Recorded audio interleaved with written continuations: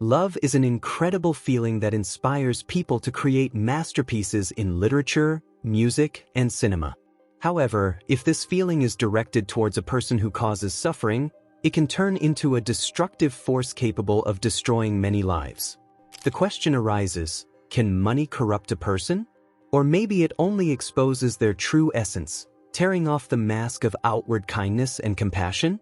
Most people strive for power and wealth, but in the relentless pursuit of these temptations, it is so easy to lose oneself, turning from a good and decent person into a real monster. Criminal love for a person who brings pain can become a real test for the one in love. It can cloud the mind, cause a loss of control over oneself and one's actions. Such a feeling can ruin not only the life of the person in love but also the lives of many other people who find themselves in their path. Money and power are a kind of litmus test that reveals a person's true nature. Often those who seemed kind and compassionate, having gained access to wealth and high status, turn into cruel and ruthless tyrants. They lose the ability to empathize with others, become selfish and arrogant. However, we should not forget that not all people succumb to the temptation of money and power. There are also those who, despite all the trials, remain faithful to their principles and values. They understand that true happiness lies not in material goods but in love, friendship, and mutual understanding. Pamela met her terrible death on November 28, 2008 in Los Angeles, in the parking lot of the Century Park East building. When twilight enveloped the city and office workers began to leave their workplaces, a woman's piercing scream tore through the evening silence. Several passers-by who heard the horrific cry immediately rushed to help. One of the witnesses managed to see an unknown man who instantly disappeared, jumping into a red SUV. Next to the place where he was last seen lay a woman in a pool of her own blood. Upon seeing the victim, the witness was horrified by her condition. Despite severe injuries, Pamela found the strength to get up. Reaching out to the eyewitness, begging for help, she lost consciousness. Only her eyes, unstained by blood, looked at him with a desperate plea. The emergency services were called immediately, and the police and an ambulance arrived at the scene. Medics provided Faith with first aid and urgently transported her to the nearest hospital. However, the injuries turned out to be incompatible with life. Pamela died on the way to the hospital, alternating between regaining consciousness and losing it again due to massive blood loss. Investigators from Los Angeles immediately launched an investigation, questioning the first witness. According to him, the attacker was tall and slim, dressed in a black hoodie with the hood pulled over his face and jeans. The eyewitness was unable to describe his appearance in detail, as he only saw the perpetrator fleetingly. However, the footage from the surveillance cameras in the parking lot confirmed his testimony. The suspect did indeed escape in a black SUV within seconds after the victim screamed. However, this time was enough to inflict fatal wounds. The deceased was identified as 44-year-old Pamela Faith. Numerous stab wounds were found on her body to the head, neck, and chest, as well as defensive injuries on her arms. The fatal wound was a deep cut on the front of the neck. There were no signs of rape or robbery. All of Pamela's personal belongings remained with her. Obviously, the attacker's sole purpose was to kill Faith. When these facts became known, law enforcement officers began to investigate the circumstances that led to the tragedy. First of all, the woman's ex-husband, James Faith, and relatives were informed of her death. In such cases, the criminal is often found among close ones, so James was called in for questioning. He voluntarily agreed to come to the station for an interview. To the surprise of the investigators, the man's appearance did not match the one captured by the surveillance cameras in the parking lot at all. Pamela Goody was born on August 31, 1963 in Salt Lake City, Utah, and grew up in a loving family with 3 siblings. Shortly after successfully graduating from college, she met a man with whom she had her first daughter, Desire. However, the relationship did not work out, and Pamela raised the girl on her own. Her loved ones called Goody Gentle Pam for her generosity and kindness. Friends and family described Pamela as a loving mother and a charming woman. Wherever she appeared, a positive and pleasant atmosphere instantly formed around her. Faith was a successful businesswoman, owning her own firm in the jewelry industry since 1989. But on the personal front, things were not so cloudless. Before meeting James, Pamela was a single mother. Faith worked as an electrician and also dreamed of a strong family and his own business. There was an immediate attraction between him and Goody. Things developed rapidly, and already in 1998, the lovers got married in Las Vegas. Later, the couple had a daughter together, Janet, Pamela's second child. To many, their union seemed happy. James was a sincere and loving husband who seemingly was ready to do anything for his charming wife. Faith became a caring father and gladly accepted Desire, Goody's daughter, from her first marriage. However, not everything in the couple's life came easily. At first, the newlyweds faced financial difficulties. The business barely stayed afloat. After the birth of their second child, the problems became so serious that Pamela was forced to seek social assistance. During this period, James worked a lot of overtime, taking on large orders for the installation and maintenance of electrical networks, which required traveling around the country. He was away from home for weeks at a time. Faith did everything possible to keep the family afloat. In 2002, the situation for the Faith couple changed radically. They decided to combine their efforts and create the company Goldfinger, which was to work with precious metals. Pamela and James constantly expanded the scope of their jewelry business, even opening their own online store. Although Goldfinger's offices were based in California, the organization itself was officially registered in Panama. This innovative business model proved so effective that it allowed the Faiths to break out of years of financial hardship in just a few months. They began buying up gold, jewelry, and collectibles, such as rare coins, to resell them later at a much higher price. This approach helped the couple form initial capital and further increase the turnover and profitability of their enterprise. Goldfinger essentially functioned as a kind of pawnshop. Clients brought their gold to the Faiths for storage as collateral for loans that they issued at interest. When people paid back the debt, they took their jewelry back. But if the borrower did not repay the loan, the gold remained the property of the couple. It was during this period that gold prices skyrocketed. So, by 2008, Pamela and James had managed to accumulate significant reserves of the precious metal, which had greatly increased in price, as had their wealth. However, despite the stunning financial success, even according to their children, the Faiths never flaunted their wealth. Although the couple owned valuables, they usually did not display their riches. At the same time, Pamela held the position of vice president of Goldfinger, while her husband was the president of the company, which generated million-dollar profits. Financial fortunes smiled upon the Faiths. They bought several luxurious real estate properties, including a residence in Camarillo and a spacious estate in Moorpark. Initially, their relationship was full of love, but the more time passed, the more James distanced himself from his wife. Many noticed that when business took off, the man was seized by an unrestrained thirst for money. He became stingy and withdrawn. Even Pamela herself admitted that James was no longer at all like the one she once fell in love with. At the same time, Faith's health began to deteriorate. He fell ill with rheumatoid arthritis, which called into question his ability to continue running the company. James could not spend long periods of time in the office regularly, and this negatively affected the business.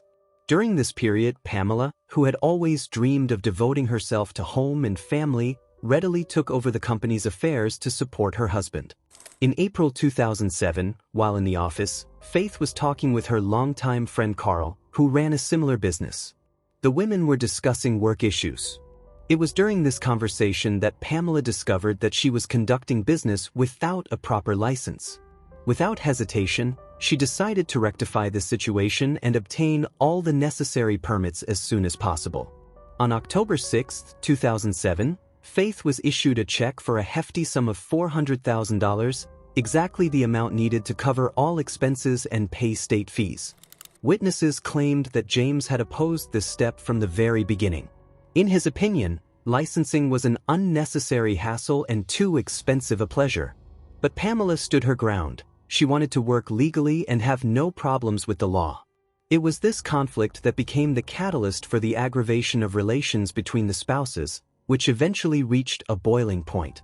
In October 2007, after 9 years of marriage, James filed for divorce. He resorted to all possible legal levers to cut off Pamela's access to the family company and prevent her from continuing the process of licensing the business. Moreover, Faith even managed to get a ban on his wife appearing in Goldfinger's offices, and her elder daughter Desire, who had worked in the company for several years, was fired. The divorce process turned out to be remarkably fierce and controversial. The former spouses started a real war over their joint bank accounts, which at that time held over $12 million. James did manage to remove his wife from the company's assets, which was a devastating blow to her. The wealthy woman found herself in a situation where she was forced to borrow money from relatives and friends in order to be able to hire a lawyer. Moreover, Faith cut off all of Pamela's business contacts.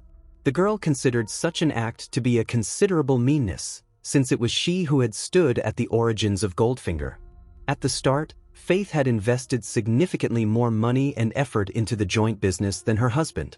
Soon Pamela found out that their company was under close federal scrutiny and an investigation into money fraud was underway against it. Government agencies established that millions of dollars earned through criminal means were laundered through Goldfinger every year. The woman sincerely wanted to help restore justice.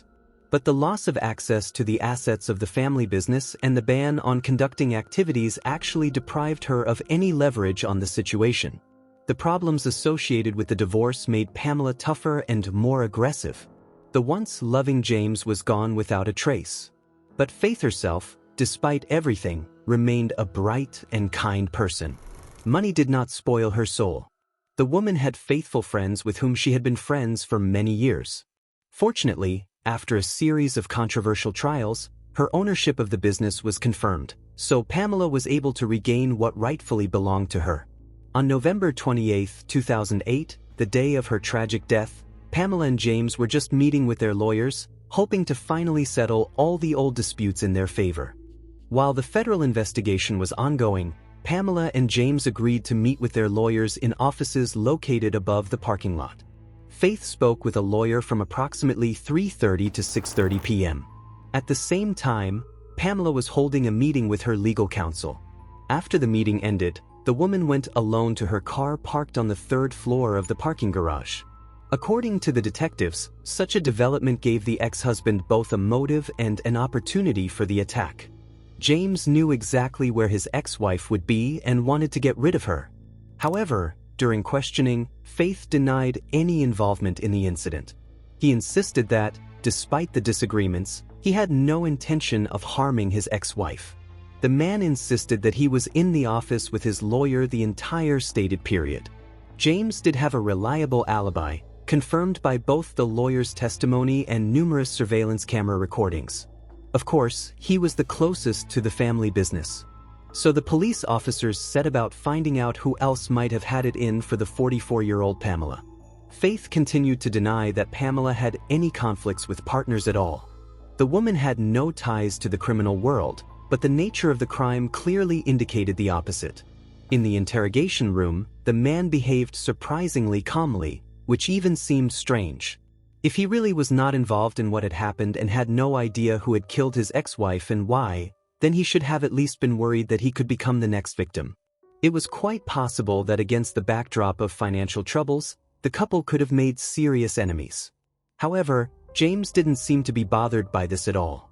The officers were convinced that Faith was involved in Pamela's death, but it was not immediately possible to prove it. So the man, who became the main suspect in organizing the attack, had to be released. All the recordings from various parking cameras, including external ones, fell into the hands of the police, which made it possible to track the movements of the criminal as he approached the building, as well as trace the path of the red SUV. Here, something unusual was noticed. James left the building and behaved absolutely casually, even too much so, because there was a commotion around.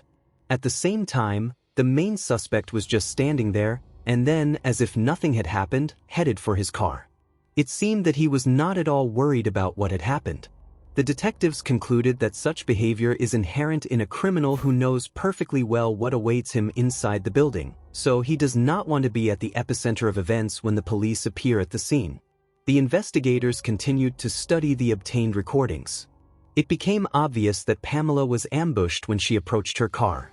Apparently, she was being watched. The suspicious red SUV drove up and stopped in the adjacent row. The car moved and cut off the woman's escape routes just as she took the keys out of her purse and tried to get into the cabin. The attacker jumped out in a flash and pounced on her with a knife, leaving no chance of escape. The killer cowardly attacked from behind, despite being much larger and heavier than his victim.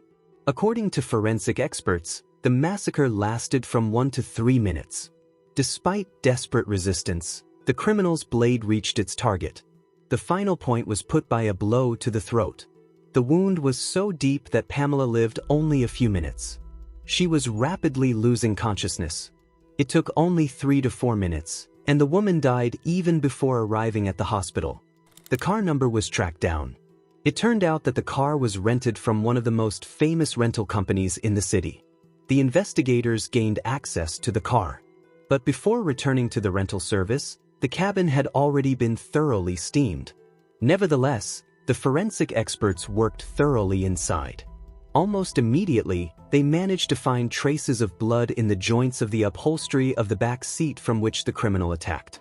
The attacker jumped out of the back seat and did not close the door behind him. The blood splattered so profusely that drops even got inside the cabin, flying several meters. According to experts, the man who rented the car tried to thoroughly clean the interior so as not to leave any traces.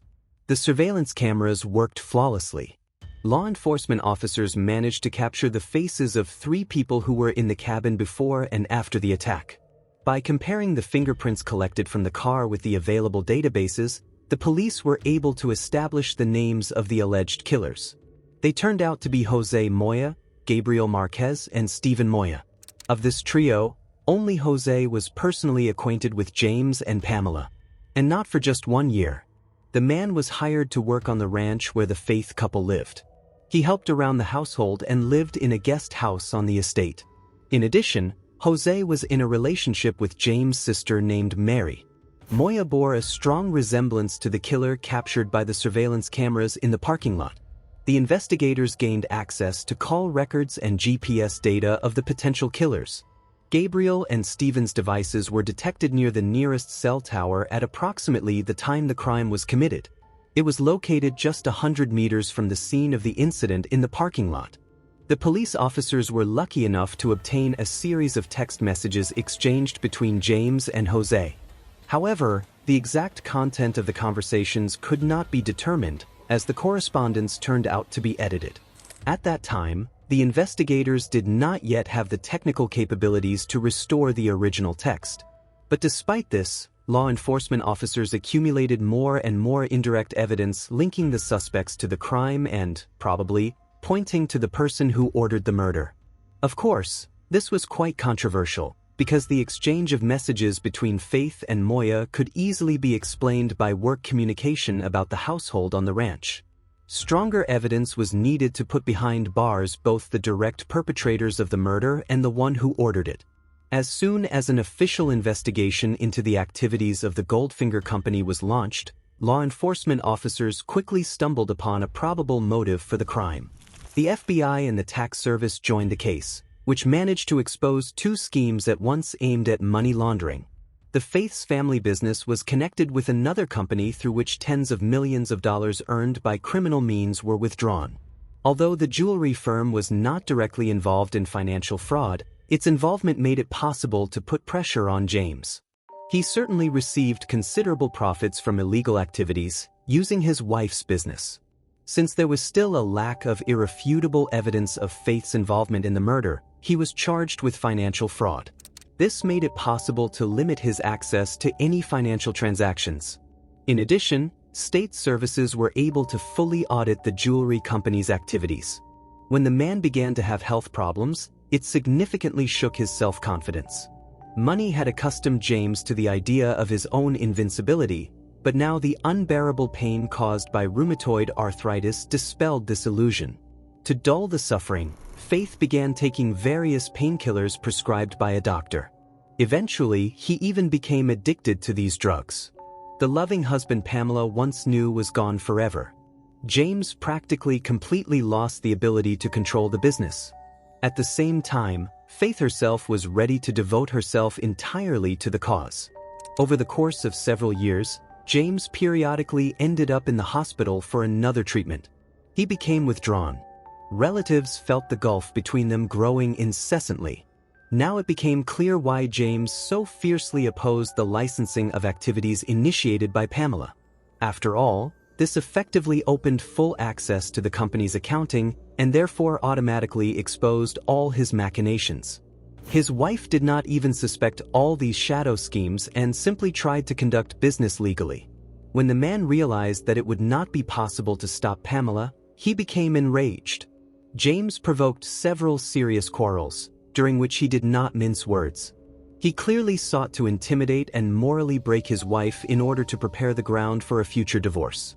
To some extent, this worked. Although Pamela was a strong woman, the changes in her husband greatly upset her. Questions also arose about Jose, who lived on the Faith's estate. The investigation assumed that he had infiltrated the family of the wealthy couple for a reason. Given the number of people involved, it was not easy for the police and special services to untangle this web of lies. The investigators were convinced Jose gained the trust of the Faiths with a specific purpose. It is quite likely that he planned to deal with the couple and their children one by one in order to eventually take possession of the gold. Moya knew perfectly well where the valuables were stored on the ranch. In fact, Jose was not just an employee. He became a trusted person for the businessmen. Moya was even allowed to transport the gold. Jose was described as a good-natured and positive man. But now he showed his true colors. Literally a month after Pamela's death, he was accused of premeditated murder. Of course, Moya did not confess to the crime. Moreover, he categorically denied that he had any mastermind at all. In order to put this man behind bars for a long time, much more was needed than just surveillance camera footage. James was charged with conducting illegal financial activities. It was found out that Pamela took on obtaining a license and paying the necessary fees and duties for a reason. The FBI had contacted her even before the murder. It was then that the woman learned about her husband's financial fraud. The agents confirmed Pamela's willingness to cooperate, although there were no official agreements. Pamela's desire to legitimize her activities was perceived as an intention to help expose criminal schemes. A meeting with an agent was planned, but it never took place due to the businesswoman's death. Law enforcement officials had no doubt that James Faith had discovered the information leak. After that, it became obvious to him his wife was going to interfere with his illegal activities. This was a strong motive to organize a crime and get rid of a person who could stand in his way. At the planned meeting with the agent, Pamela was supposed to provide irrefutable evidence of James' crimes, who had been using the family business for illegal enrichment for many years. On August 1, 2008, 45-year-old Faith was arrested at his ranch. FBI agents arrived to detain James Faith. Finally, he was officially read a list of charges and arrested. The man immediately demanded his lawyer. Faith continued to insist that he had no idea what was happening. He denied any involvement in criminal activity and shifted the blame to his wife, who stood at the origins of the business and, in his opinion, violated the law herself. Of course, this was a lie. The investigators had already managed to prove everything they had talked about before. A few days later, James was charged with the murder of his ex-wife. But despite this, the man still denied his involvement, as in the previous points. According to him, Pamela was more valuable to him alive, but he never managed to convincingly argue this statement. Given Faith's behavior during the divorce, he was going to get the most out of the breakup anyway. The death of his wife allowed him to avoid prosecution and not share the property. But it was impossible to prove this at this stage of the investigation. All records of telephone conversations and correspondence between the criminals were deleted. Given the indirect connection between the perpetrator and the mastermind, the prosecution's arguments could be refuted in court. Suddenly, one of the prisoners with whom James was in jail while awaiting trial came to the rescue. On September 9, 2008, one of the FBI agents was informed that an inmate named Smith wanted to talk to the police. According to him, Faith behaved suspiciously, although they managed to find common ground and communicate quite warmly. Smith also believed that the main suspect was involved in the murder as a mastermind. To obtain irrefutable proof, he agreed to wear special eavesdropping equipment after returning to the cell. In return, Smith hoped to receive a lighter sentence for his offenses. The prisoner was equipped with everything necessary. That same evening, he had a frank conversation with his cellmate.